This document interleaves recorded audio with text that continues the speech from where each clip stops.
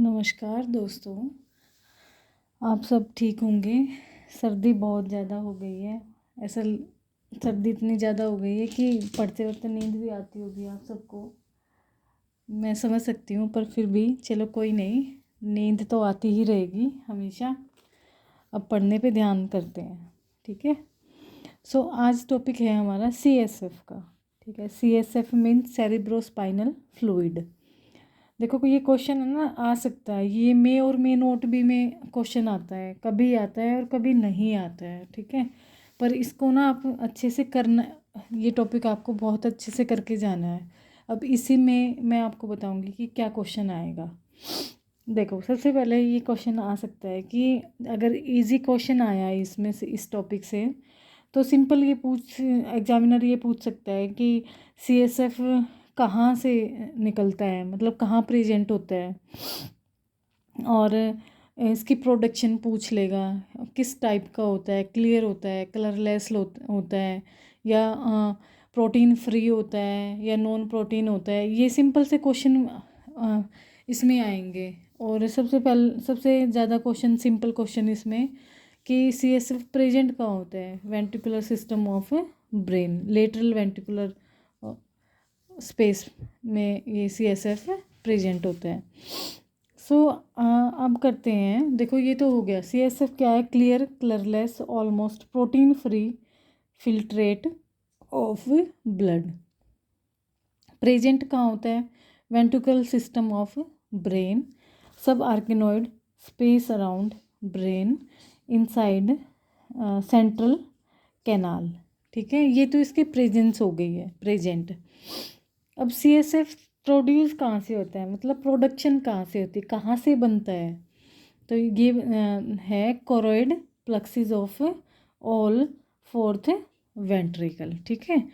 ये most important है, ये क्वेश्चन में आ जाता है, ठीक। Choroid plexus of all fourth ventricle. अब करते हैं टोटल वॉल्यूम। देखो अगर इस क्वेश्चन में थोड़ा सा टफ बनेगा ना क्वेश्चन, तो सबसे पहले क्या बनेगा, इसकी टोटल वॉल्यूम पूछी जाएगी आपसे, ठीक है। 125 to 150 ml, ठीक है, इसकी टोटल वॉल्यूम होती है। अब इसका नॉर्मल प्रेशर कितना होता है, जैसे कि हमारे ब्लड का प्रेशर होता है ना, ऐसे ही CSF का प्रेशर होता है। तो प्रेशर होता है 60 to 100 mm of water. Rate कितनी होती है, रेट ऑफ फॉर्मेशन, ठीक है, कितनी रेट पे ये फॉर्म होता है, 500 से 550 ml पर डे, ठीक है। एक दिन में 500 से 550 ml ये बनता है, फॉर्मेशन होती है।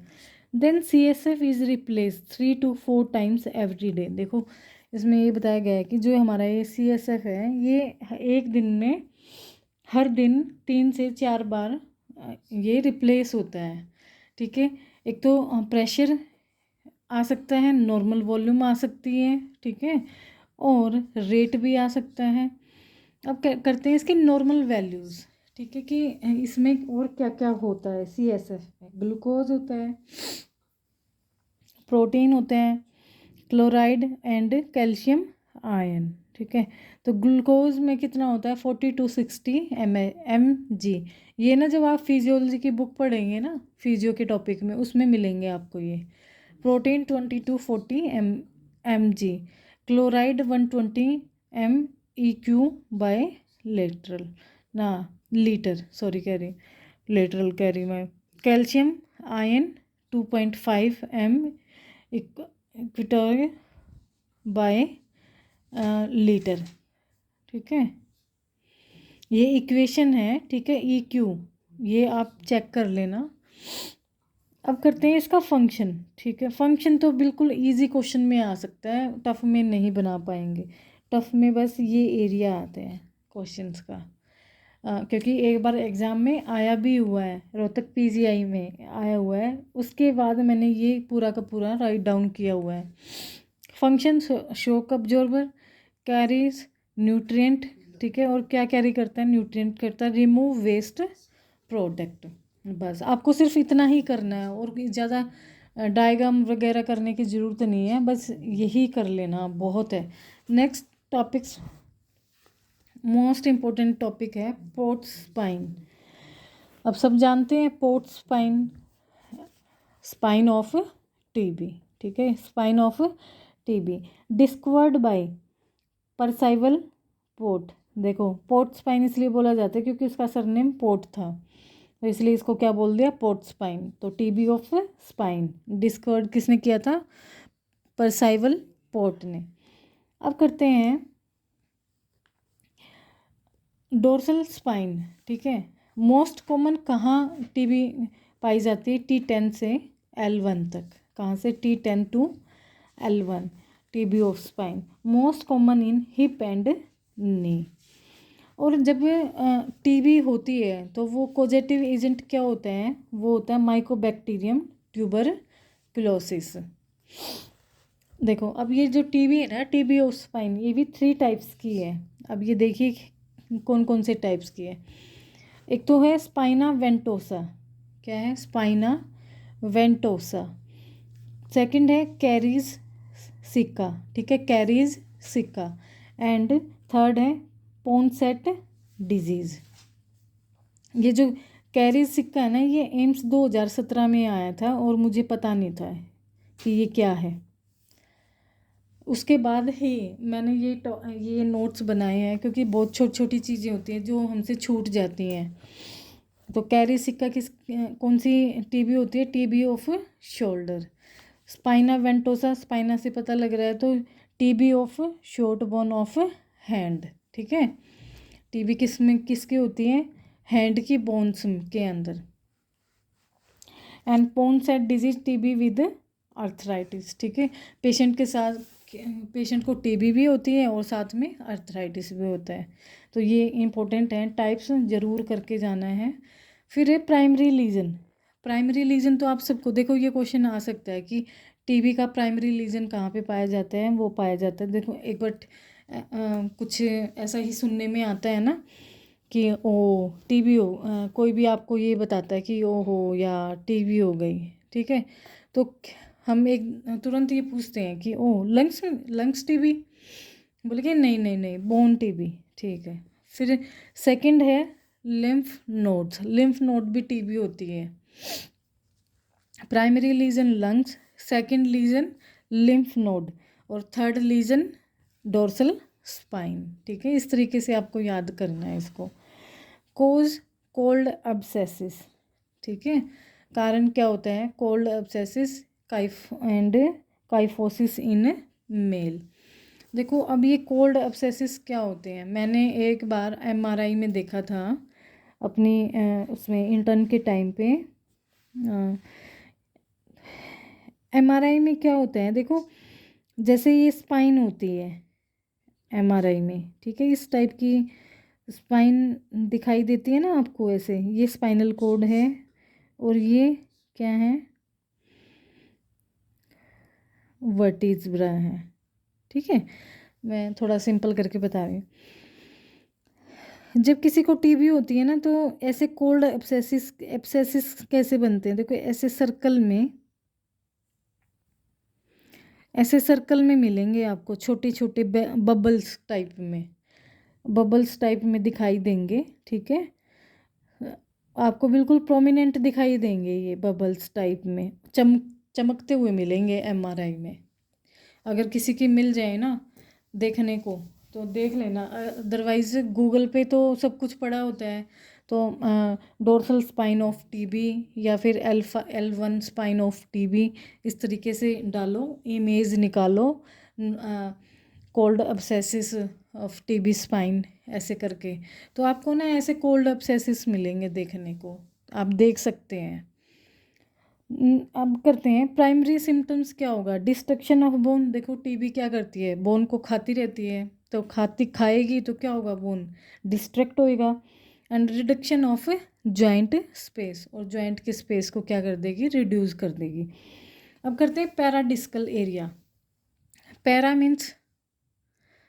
मीन्स पूरा 4, ठीक है। Paradiscal area, discal means disc, area is most common affected. So जो बोन के हमारी जो वर्टिब्रा है उसमें जो पैराडिस्कल जो एरिया है वो सबसे ज़्यादा अफेक्टेड होता है। अब करते हैं इंक्रीज डीप टेंडन रिफ्लेक्स। ठीक है, इसमें क्या होते हैं, 4 स्टेजेस होते हैं। Pain plus increase DTR, second pain plus walk with ambulation, third unambulatory greater than 50% sensory loss, fourth unambulation and greater, ये लेस देन है, ये ग्रेटर देन है, 50% सेंसरी लॉस। देखो जब ये पैराडिस्कल एरिया अफेक्टेड होता है तो इसके भी क्या होते हैं, 4 स्टेज होते हैं। ठीक है, इसमें क्या होते हैं, जो डीप हमारे टेंडन रिफ्लेक्स होते हैं वो इंक्रीज हो जाते हैं और उनके कारण क्या होता है, पेन आता है, पेन के साथ वॉक विद एम्बुलेटरी मूवमेंट आती है, फिर वॉक एम्बुलेटर और सेंसरी लॉस आता है, फोर्थ में एम्बुलेशन एंड इतने डिग्री सेंसरी लॉस। तो ये 4 स्टेजेस हैं। आप बुक से और रीड करेंगे ना तब आपको और अच्छे से समझ में आएगा, क्योंकि ये तो शॉर्ट है और शॉर्ट में समझ में नहीं आता। ये इंक्रीज DTR मतलब deep tendon reflex. Next topic करते हैं, नेक्स्ट है इसी में टॉपिक ट्रीटमेंट। अब ट्रीटमेंट क्या देंगे, TB स्पाइन। ठीक है, TB स्पाइन में कौन सी ब्रेस यूज़ होती है, देखो ये मोस्ट इम्पोर्टेंट है। कौन सी ब्रेस यूज़ होती है, टेलर ब्रेस। ठीक है, डोर्सो लंबर, ये कहाँ तक पाई जाती है, डोर्सो लंबर तक पाई जाती है। एक्सेप्शनल होते हैं तो TB कहीं भी हो सकती है, ऐसा नहीं है कि कहीं पूरी बॉडी में ऑल जॉइंट्स में होगी ही नहीं, बस यहीं इसी एरिया में नहीं, बस मोस्ट कॉमन बता रखा है कि डोर्सल से T10 से L1 तक ही वर्टिबल स्पाइन में होती है। अब क्या होता है, anterior decompression will be done. TB spine में क्या होगा, जो कंप्रेशन होता है वो एंटीरियरली ज़्यादा जाता है। ठीक है, तो इसलिए इस ब्रेस को लगाया जाता है, टेलर ब्रेस। देखो पैराडिस्कल, मैंने कहा ना कि पूरा चारों ओर, ये पैराडिस्कल होते हैं। अफेक्टेड बता देती हूँ कि कैसे होता है। फर्स्ट है paradiscal affected, upper end and lower end. Second centrally, वो बोन के अंदर। थर्ड बोन के सामने, ठीक है, इसके सामने एंटीरियर, और ये बोन के पीछे पोस्टीरियर और अपेंडिकुलर। ठीक है, पोस्टीरियर और अपेंडिकुलर। मुझे ऐसा लगता है आपको समझ में आ रहा है, क्योंकि मैंने ये डायग्राम बनाया हुआ है, इसकी वजह से आपको बिल्कुल अच्छे से समझ आ रहा है। फर्स्ट सिम्टम्स आता है इसमें पेन इन बैक, इसमें सिर्फ एक ही सिम्टम्स आता है, pain in back and stiffness, loss of curvature of spine. ठीक है, जब टेंडन रिफ्लेक्स इंक्रीज हो जाएंगे तो स्टिफनेस आ जाएगी बॉडी के अंदर, बैक के अंदर, और loss of curvature of spine. अब इसमें ये देखो, ये भी इम्पोर्टेंट पार्ट है, ये आ जाता है। ठीक है, डिफॉर्मिटी, एक तो डिफॉर्मिटी नक्कल, दूसरी गिब्बस, तीसरी काइफोसिस। जो नक्कल डिफॉर्मिटी होती है 1 स्पाइनस प्रोसेस, और गिब्बस डिफॉर्मिटी 2 स्पाइनस प्रोसेस की इन्वॉल्वमेंट से ही होती है। अब करते हैं रेडियोलॉजिकल साइन। इसमें रेडियोलॉजिकल साइन क्या होगा, नैरोविंग ऑफ स्पाइन। जब भी पेशेंट, देखो इसमें देखने वाली बात है, नैरोविंग ऑफ स्पाइन मतलब लंबर कैनाल स्टेनोसिस, तो हमारी जो स्पाइनल कॉर्ड है वो नैरो हो जाएगी। जब भी पेशेंट पोस्टीरियरली मूव करेगा, बैक एक्सटेंड करेगा, तो उसको पेन और ज़्यादा होगा। तो इसलिए इसको ऐसे पेशेंट को क्या वो कर देते हैं, प्रोन पोजीशन में लिटा देते हैं। पूरा ट्रीटमेंट प्रोन पोजीशन में ही होता है। और कंप्लेंट्स पोर्ट्स पैराप्लीजिया, और इसकी कॉम्प्लिकेशन क्या आती हैं, पोर्ट्स पैराप्लीजिया। अब ना फिजियोथेरेपी की थोड़ी सी बात ध्यान देने की बात है। देखो काफ़ी सारे क्लिनिक्स में क्या होता है आजकल, बस ट्रीटमेंट करने पे लगे होते हैं, कोई असेसमेंट इतना अच्छे से नहीं कर पाते हैं। देखो जो अपने सेल्फ प्रैक्टिस करते हैं ना, उसमें ना असेसमेंट और अच्छे से होती है। पेशेंट को बिल्कुल अच्छे से हम करवाते हैं। एक तो पेशेंट एमआरआई करवा के आता है और एक पेशेंट का पता ही ना लगे कि इसको टीबी भी है। ऐसा मेरे साथ ना कई बार हुआ है। ठीक है, तो आपको कैसे चेक करना है, आप ना उस पेशेंट को ना जब भी आप हीट देंगे उस एरिया पे हीट देंगे, तो हीट देने से जो हमारे बैक्टीरिया होते हैं ना वो और भी ये मान लो अंदर उछलते हैं, और अगर वो और उछलेंगे तो क्या होगा, पेन होगा। तो जब आप ना पेशेंट को जैसे कि SWD ज़्यादा यूज़ करते हैं हॉस्पिटल्स वगैरह में, तो SWD लगाते हैं या पेशेंट को हॉट पैक देते हैं, तो पेशेंट ये कंप्लेन करेगा कि जी मेरे को दर्द और ज़्यादा हो रहा है। तो आप उसको ना सजेस्ट करो कि आप या तो एमआरआई कराओ या फिर किसी अच्छे हॉस्पिटल, गवर्नमेंट हॉस्पिटल में जाओ या प्राइवेट जाओ, एक बार आप अच्छे से चेक करवाओ। ठीक है, मे भी आपको ऐसा हो सकता है। ऐसा नहीं है कि फ़र्स्ट टाइम में पेशेंट को आप ये बात बोलेंगे, नहीं, आपको ना कम से कम वीक में ही पता लगेगा कि पेशेंट को, देखो ऐसा तो है नहीं कि आराम नहीं लगता है पेशेंट को। हम जो भी ऐसे डिस्क में पेन होता है तो लगभग आराम हो जाता है, पर ऐसे पेशेंट में क्या होता है कि आराम होगा ही नहीं, क्योंकि जब तक इनकी रेजिस्टेंस मेडिसिन नहीं चलाई जाती है तब तक ये इनमें ऐसे आराम नहीं होता है। सो आप नेक्स्ट टाइम जब भी किसी को पेशेंट को डील करें या आपके साथ हुआ हो ऐसा, तो ये सोच लीजिए, जैसे कई बार हिप जॉइंट में टीबी मिल जाती है और थोरेसिक रीजन में भी टीबी मिल जाती है, तो इन बातों का आपको ध्यान रखना है। ये क्लिनिकल में ही सीखते हैं, ऐसे अपने आप ही नहीं आती हैं। देखो मेरी बाय नॉलेज तो मुझे ऐसा ही लगता है, क्योंकि मैंने ऐसे 2 पेशेंट इस तरीके से देखे हैं। ठीक है, मेरे पास एक पेशेंट थी, छोटी लड़की थी, और वो प्राइवेट हॉस्पिटल से ट्रीटमेंट करा रही थी, और डॉक्टर ने उनको मेडिसिन्स दे दे के कि नहीं आपका तो हिप में और प्रॉब्लम है, फ्रैक्चर है, ये है वो है करके उनको बहलाते गए। पर वो एक दिन बस मेरे क्लिनिक पे आए, क्योंकि डॉक्टर ने बोला कि फिजियोथेरेपी कराओ। सो मैंने उनको ना 10 दिन तक उनको हॉट पैक दिया, पर उनको कोई आराम नहीं लगा, कोई भी। और जब भी मैं गरम लगाती थी तभी वो ये कहती थी कि दीदी मेरे को ना और दर्द बढ़ रहा है, कम नहीं हो रहा है। फिर बस ऐसे ही मेरे माइंड आया कि शायद क्या पता है इसको ये बोन टीबी हो। फिर मैंने उस बच्ची को एम्स रेफ़र किया कि नहीं आप प्राइवेट ना जाके आप एम्स दिखाएं। और आज वो लड़की है ना ग्रेजुएशन कर रही है, अभी भी वो कई बार मेरे पास आती है। फिर डॉक्टर्स ने वहाँ पे चेक किया, जाने के बाद उन्होंने बोन टीबी ही बताई, हिप की टीबी। देखो एक असेसमेंट कितना कितना बेस्ड होती है ट्रीटमेंट। ठीक है, जो ट्रीटमेंट है वो कितना बेस्ड होता है एक असेसमेंट पे। और फिर डॉक्टर्स ने उसका 18 साल होने के बाद उसका हिप बोन का और फीमर बोन का की नेक में था उसको, तो उसका ऑपरेट किया है। थोड़ी सी लेग जो है वो शॉर्ट हो गई है, वो इस वजह से क्योंकि उसकी डॉक्टर्स ने टाइमिंग बहुत ज़्यादा बढ़ा दी थी, जिसकी वजह से उसकी लेंथ भी डिस्क्रिपेंसी हो गई थी।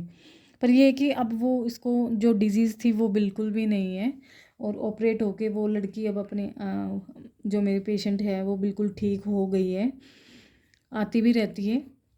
ठीक है, तो ये ध्यान रखने की बातें हैं, ये मैं इसलिए बता रही हूँ कि आपका क्लिनिकल भी बहुत अच्छा होए। ऐसा नहीं कि थ्योरेटिकल हो, क्लिनिकल भी आपको पता होना चाहिए। So let's next topic. देखो मैंने कई बार बताया होगा ड्यूकेरियन में ये दो डिजीज़ है, ड्यूकेरियन सिंड्रोम। ये ड्यूकेरियन सिंड्रोम आएगा, लिख लेना इसको, बिल्कुल अच्छे से याद कर लेना 10 बार। स्टेनोनाइजिंग टीनोसाइनोवाइटिस। ठीक है, इसमें 2 मसल इन्वॉल्व होती हैं, बस यही पूछेगा और कुछ नहीं आएगा कि ड्यूकेरियन सिंड्रोम में इन्वॉल्वमेंट ऑफ मसल। तो ये आपको adductor pollicis Brevis and extensor pollicis Brevis, बस ये 2 आपको याद करके जाना है। और एम्स 2021 में तो आया ही आया है, 17 में भी आया है ये, और अब की बार भी आएगा। 2017 में भी आया और आने वाले टाइम में 2023 में भी आ सकता है। तो अच्छे से इसको लर्न करना, हर पेपर में आता है ये क्वेश्चन। इसमें क्या होता है कि कंप्रेशन हो जाती है एक्सटेंशन रेटिनाकुलम की, ठीक है। नेक्स्ट करते हैं ये tennis elbow and golfer elbow. ये मैंने वैसे करवा चुकी हूँ मैं आपको, पर देखो मेरा याद करने का तरीका।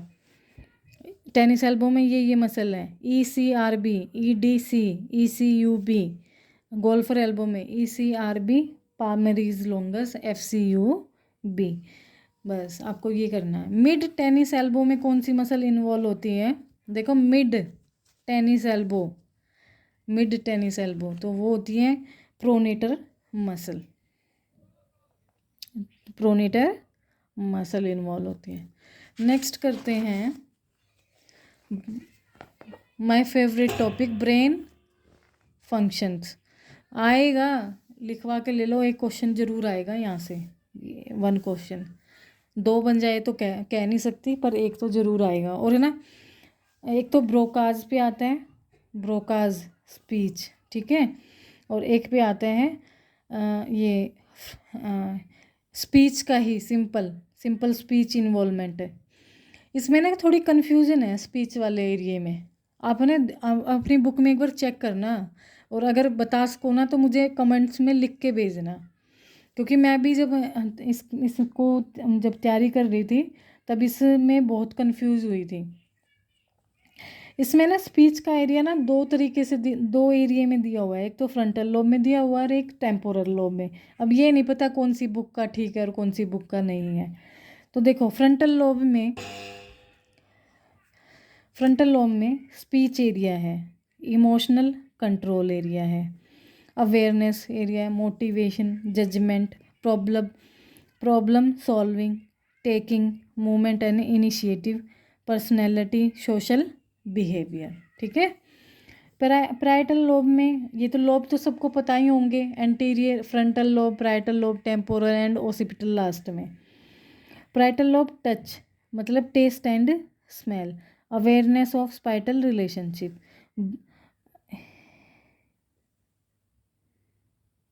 ये पता नहीं कौन क्या है, ये है राइटिंग और मैथमेटिकल। अब है ना, राइटिंग और मैथ्स के पे भी क्वेश्चन आ जाता है। अगर अब की बार नहीं आए तो इन पे आ सकता है, या इमोशनल कंट्रोल आ सकता है, मेमोरी एरिया आ सकता है, लैंग्वेज एरिया आ सकता है इसमें, और क्या क्या आ जाता है, विजन का भी आ सकता है, ठीक है। वैसे तो 2 क्वेश्चन आएंगे इसमें से, वो कैसे बताती हूँ, ठीक है। टेम्पोरल लोब में आएगा, देखो मेमोरी, दिमाग, मेमोरी, हियरिंग, लैंग्वेज। अब इसको कैसे याद करना है? अरे भाई, टेम्पोरल लोब में दिमाग से सुनो और बोलो, ठीक है। क्या सुनना है?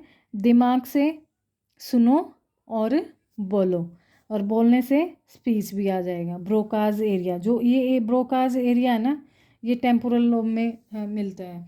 और मैंने एक पीछे क्वेश्चन में बताया है कि फ्रंटल लोब।